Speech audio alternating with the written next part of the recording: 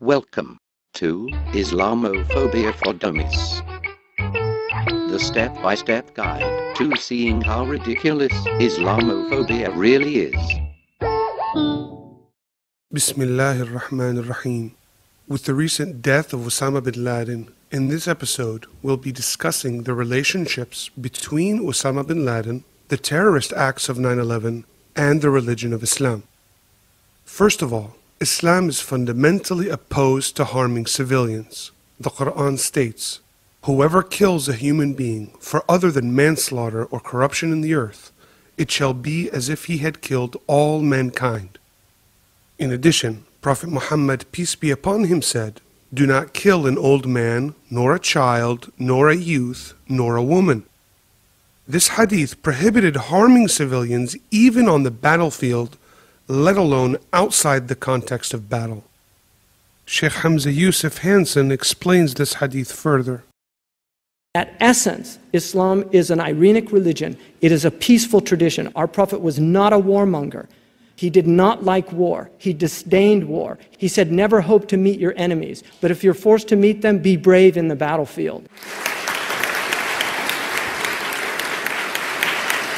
He prohibited the killing of civilians. He prohibited the killing of women and children. In the Maliki fiqh that I studied, the only time that you can fight a woman if she's a combatant on the other side. The Maliki jurists were so troubled by the hadith that they said, if you see a woman on the battlefield, run away from her. Because they did not want you to fall under that hadith, because it's a mutawatir hadith, it's a factual hadith that has the same strength as a verse in the Quran. Harming civilians clearly violates the explicit commands of both the Quran and Prophet Muhammad himself. And this is the consensus of the qualified Islamic scholars from the four Islamic schools of thought. One of the greatest problems we have is we have what I call Sheikh Googles, weekend muftis. We have now a loss of authority in our tradition. This has led to people like what they call Sheikh bin Laden. Somebody called me up on a recent Arabic program and said, what do you think of Sheikh Osama bin Laden? But who made him a sheikh? Really, who made Sheikh Osama bin Laden a sheikh? Osama bin Laden is an accountant.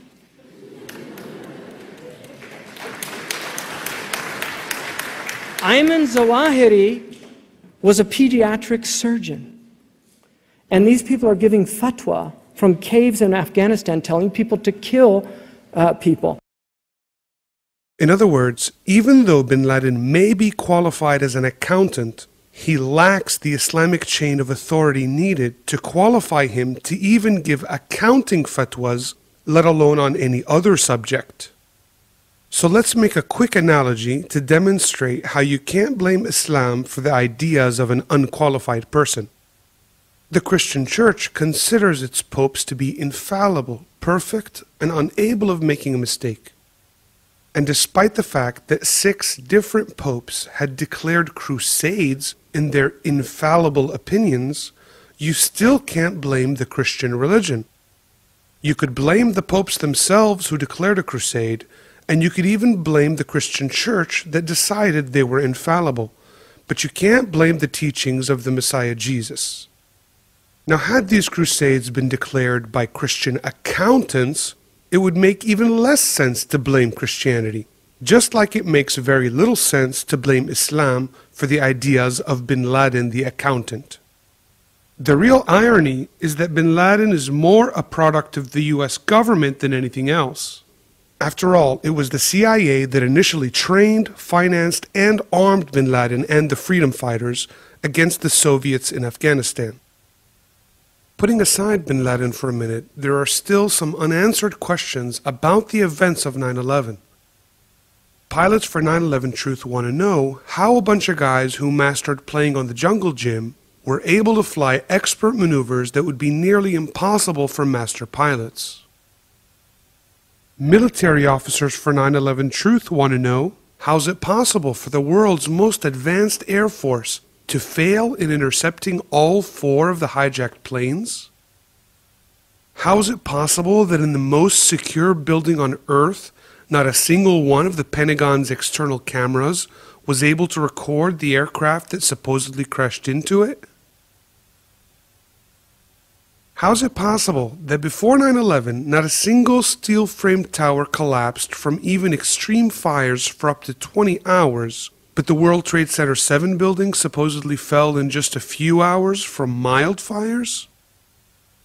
Architects and engineers for 9/11 Truth also want to know, how is it possible for the two World Trade Center towers to collapse at nearly the speed of gravity, despite the tremendous resistance of the floors below? They also want to know why the World Trade Center collapses behave and look more like demolitions and explosions.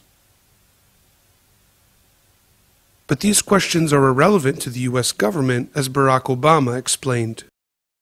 I'm aware that there's still some who would question or even justify the offense of 9/11. But let us be clear. al-Qaeda killed nearly 3,000 people on that day, claimed credit for the attack. But the biggest problem with the so-called admission tape is that the Pentagon mistranslates several key statements, including several parts of the audio that are not even audible. And other than being happy about that tragic loss of life, bin Laden does little more than describe what anyone could have seen and heard on the news. The fact is that bin Laden explicitly denied involvement in the 9/11 attacks numerous times. But here's what bin Laden himself said 5 days and then, 17 days after 9/11. He said, "I stress that I have not carried out this act, which appears to have been carried out by individuals with their own motivation." Then on the 28th of September, just 17 days after 9/11, I have already said I am not involved in the 11 September attacks in the United States. As a Muslim, I try my best to avoid telling a lie. Now, I'm not saying he's a good man, but I'm just saying, let's give him a chance, okay? And see, why do we all think that he's responsible? Did you know that he denied this? See, what happened was the U.S. administration urged American media not to broadcast these words because they're saying perhaps he's giving signals to the cells of terrorists that are still in the United States, which is possible. Yeah. But as you actually look what he says, he is denying that he was involved. And this is after the release of the so-called confession tape.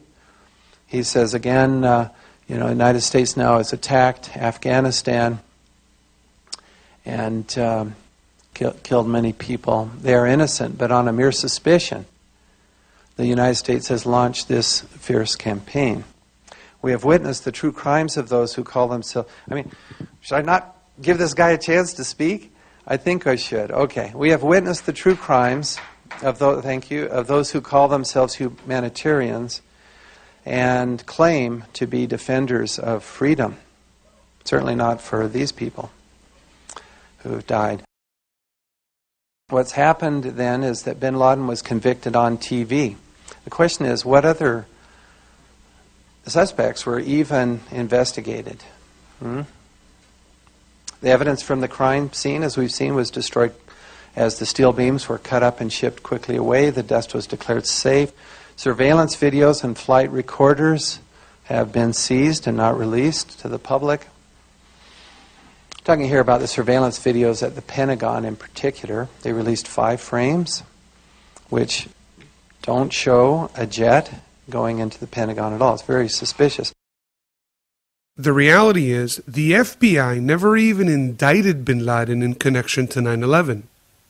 Could bin Laden's 3 denials and the lack of evidence against him explain why the US government decided to assassinate him rather than capture the 54-year-old unarmed bin Laden for trial and real justice? But do we really need to prove that the US government has lied about bin Laden before?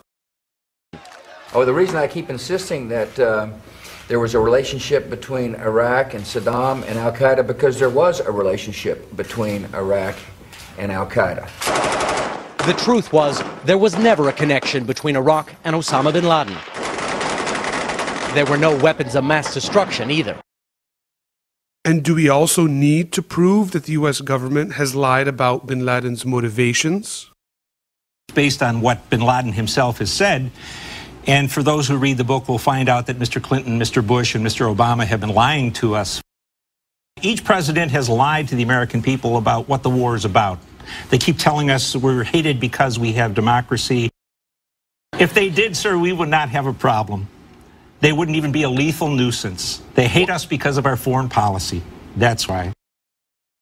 And do we really need to prove that the FBI itself has actually supplied the explosives to the terrorists who tried to blow up the World Trade Center in 1993?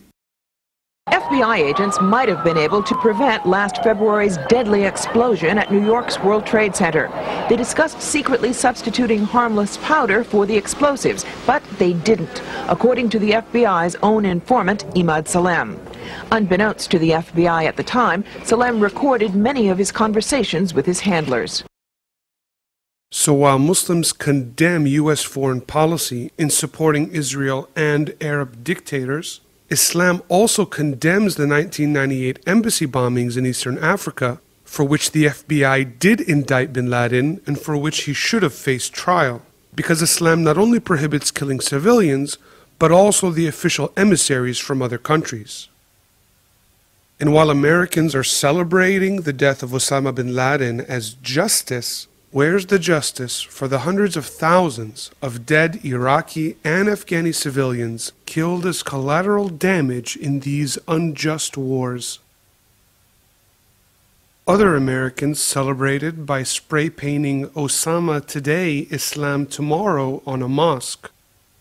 But despite the facts about Islamic teachings being peaceful, how can we reason with bigots who can't even spell the word tomorrow correctly?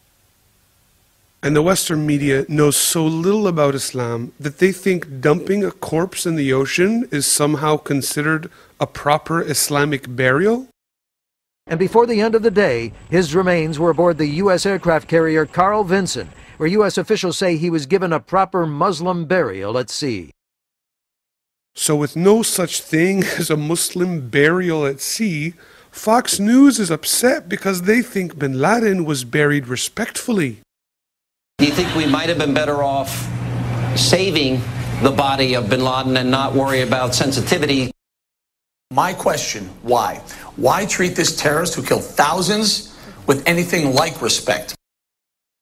And unfortunately for the whole world, this prejudice against Muslims really did start after the events of 9/11. This crusade, this war on terrorism, is going to take a while. But it really didn't have to. The US government could have easily avoided this long crusade by sending in their Navy SEALs 10 years ago. Or better yet, the US could have accepted the Afghani government's request that they were ready for the trial of Osama bin Laden in light of the evidence. And this was a very reasonable request, especially since the Afghani government didn't even have an extradition treaty with the United States. On a final note, this last clip from NBC exemplifies how the Western media, rather than holding the US government accountable for its own actions, would rather blame bin Laden for the US government's actions. Osama bin Laden is dead. The man who killed thousands of innocent people, the man who launched the United States into 2 wars in the name of that attack, the man who changed the way we have to live in this country. Now, I always thought it was George Bush and the US Congress who changed the way Americans have to live and, quote, launched the US into 2 wars in the name of that attack. I never realized that Osama bin Laden was secretly appointed as both the American president and its US Congress. In conclusion, Islam clearly condemns the killing of any civilian, and prejudice against Muslims won't address any problem whatsoever. And whether bin Laden had anything to do with 9/11 or not, his true inspiration was not Islam, rather, his motivation was US foreign policy.